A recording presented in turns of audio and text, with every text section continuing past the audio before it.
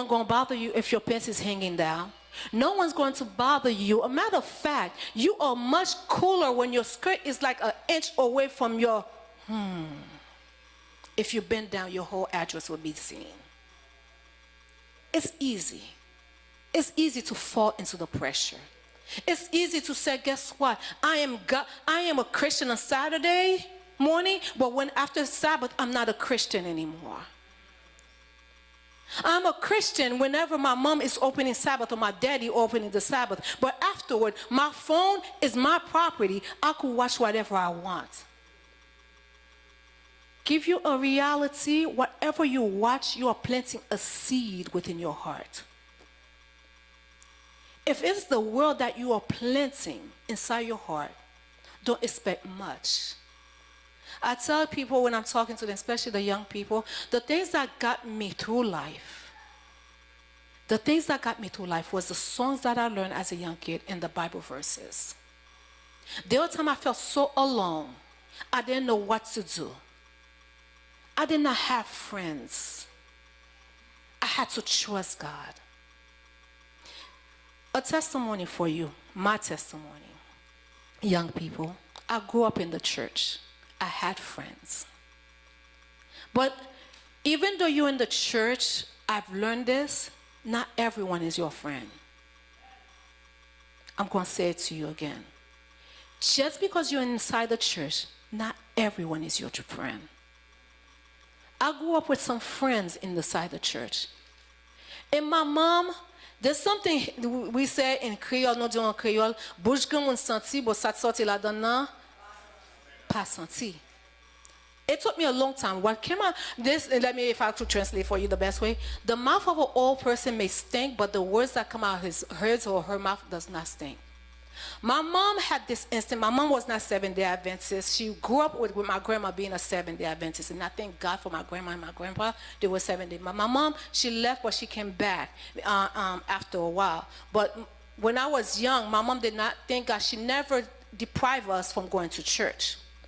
So I grew up in the church, and my mom, for some reason, she had the instinct to say, these are not your friends. But me, silly me, just like many of you guys, friends is like identify you, who you are. The more friends you have, the more cool you are. The more better I could say I have friends. My mom kept telling me, these are not your friends. What did my mom know? You did not know any better. I know how to choose my friends. They had the car. They could take me out. We could go out. We could do this. But they were my friends. My mom for years kept saying, these are not your friends. And it wasn't a year, it wasn't 2 years, it wasn't 3 years, it was on. I grew up. If you see A, you see B. If you see C, you see all of us together. But it comes to the point where God is doing something in your life and you have to allow God to do it.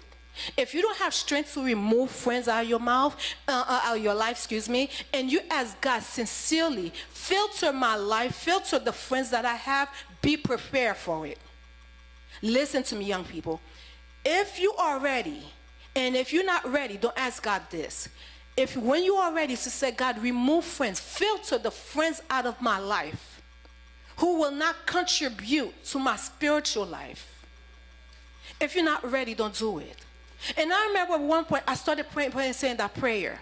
I was tired of just going out. I was tired. It's just like something was changing. I was starting to be known as Ellen G. White. And if you think that was a good thing for me back then, it was not. I used to cry when people would call me that. I was trying to move away from dressing a certain way that was not pleasing, but I was being identified as Ellen G. White. And if you think that some people say, oh, it is like a compliment. It's not a compliment as a young kid. And I remember God, I started praying. I said, God, please start removing my friends. Start removing my friends. And I remember God did something miraculous. And this is still this day. I believe it was God and no one cannot change it. I had my car. My car broke down. I asked one of my friends to lend me her car. Drop her to work, coming back and dropping her for me to continue school. I had an accident. shaking up everything. And after that, the police came and tore the car. And after that, dropped me to the place. I called my friend at the job. I said, this is what happened. And I remember the first thing that came out of my friend's mouth, how's my car? Not how are you? Are you okay? Is anything broken? How's my car? And when I say the car is towed, then the next question, how you gonna get my car out? And this is a friend I grew up with. And at that moment, I was working a part-time job. And I did not know how I was going to pay for the car. And this is where I say, God, let's say Monday I had the accident. On Tuesday, the same company called me, said they have a case for me where they increased my hours. And I said, I don't have a car to get to the case. They said, no, you could come and we will pick you up from your house and we will drop you at the case. And after that, then drop you back home. I'm like, okay. So I then kept doing the same thing over and over and so on and so forth. I kept getting, phone call, when you gonna fix my car, when you gonna fix my car. Let's say a month from now, I work the way to pay for the car to get fixed. Let's say on Thursday, I fixed the car. On Friday afternoon, the job called me, said, on Monday, if you don't have your own transportation, we will not pick you up again. You need to find your own way to get to the case, or we will give it to someone else. At that moment, I realized it was God who was filtering my friends out. It's not easy for young people. I'm not telling you something I did not go through. But when you decide to walk with God, don't expect everyone to be with you. If you look at those who stood up for God, they did not have that. They were not popular. They were not the it. They were not the person they wanted to hang with. So today, like Rahab, and if you go back to Rahab, out of Jericho, if you look at the population of Jericho, and Jericho was a beautiful town. Don't mistake. Sou gade, Jericho pas au mauvais côté. Jericho sont de bel côté. Out of all the population that was there, all the people, only Rahab and her family who was saved. Bon Dieu après les ou même comme jeune, stand up for me. Camper pour moi. Sous camper pour moi, m'a montre qui côté moi la avec vous. Ou n'est pas facile.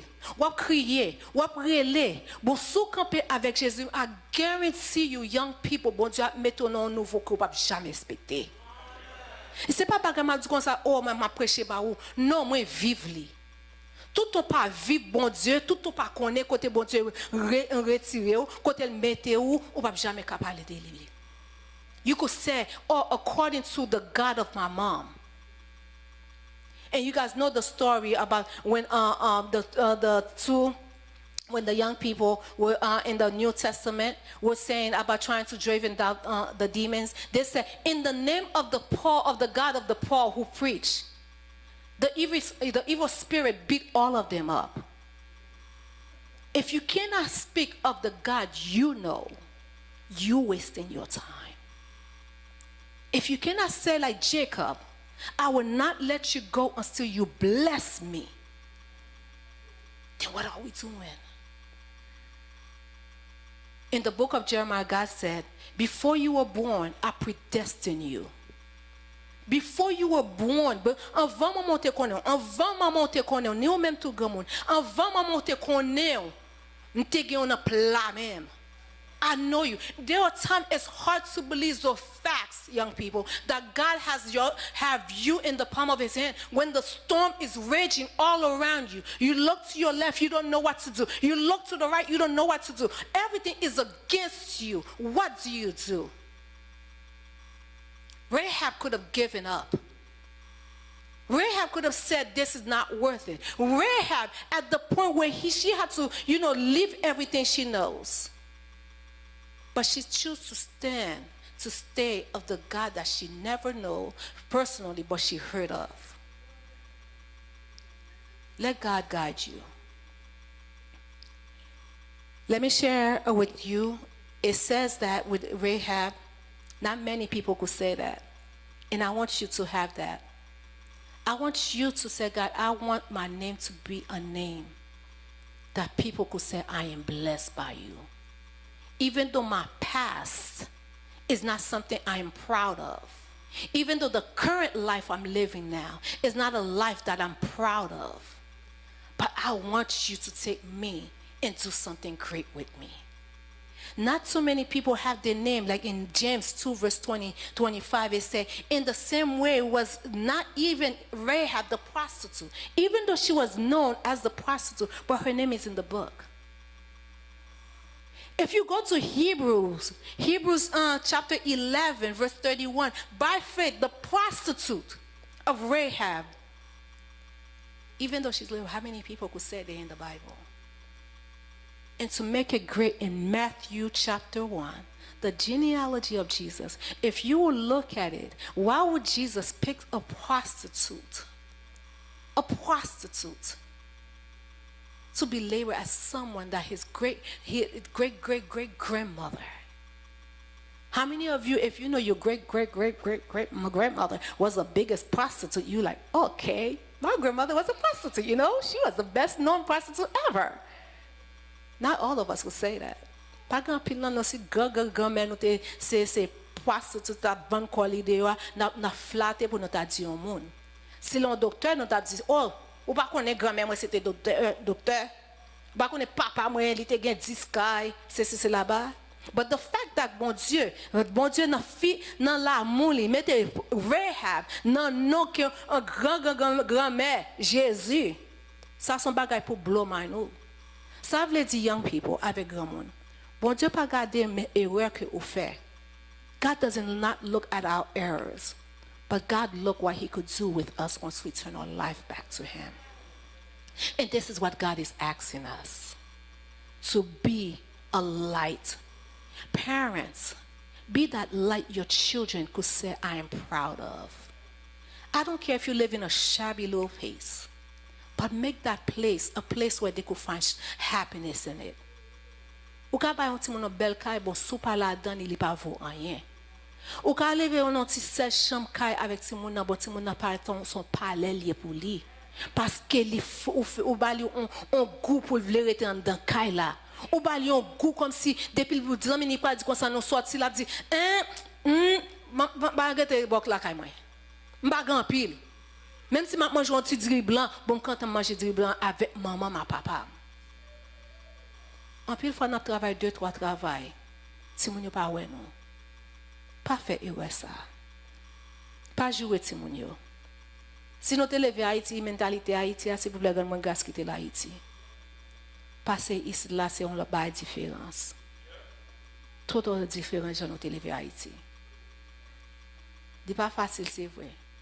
But for no yes, let me share the last story with you guys, and I know I'm past my time. It's a story about a young kid. At the age of 5, he was a prince who got stolen away from his country. But before they took him, the only thing that he managed to take away was the little crown that his father had given him. That was the only thing that he took as the kidnappers took him. But one thing his father always tell him, you are a king. Never forget who you are. The father never said you will be a king. The father always said you are a king. Never forget who you are. So as years went by, he got misused, abused in any way you could think of. Any way imagining he got abused. To the point those who stole him and abused him turned him over to the street. Because he became so rebellious, they turned him over to the street. But throughout those years, he kept holding on to one thing, a little crown. And every morning he gets up and put that little crown on his head. People thought he was crazy. He made friends in the street, and the friends told him, let's go steal. He said, I cannot do that. I'm a king. They look at him like he's crazy. And every time he goes with his little crown. He got older and the crown did not fit, but he still put it in his head. When his friends said, let's do certain things, he said, I cannot. I'm a king. Let's drink. I'm a king. When the problems get so hard for him and his friends, they don't know where to sleep. They said, let's do this so we could sleep easier. I cannot, because I'm a king. And they start laughing at him. They say, if you're a king, why are you sitting here? Look how you look at you. Do you really think you're a king? There are times he had to go beg and still have that little crown on his head. And people will mock him, think he lost his mind for sitting there and like thinking that he's a king. But he just believed. And there are days he doubt himself, is he really a king? Because many people have made so many marks out of him. And he keep walking. Years has gone by. Like he's like a young man now. But every day he gets up and put that crown on his head walking. Until one day, his parents can decide to visit the land where he was. And his parents had this thing, whenever they go visit different countries, they have always asked the leaders of the country, I want to see the good side and the bad side of your country. You know, so vini dans bon pays, qui côté au moto? Yo moto bel côté, pas vrai? Yo pas jamais les motos mauvais côté.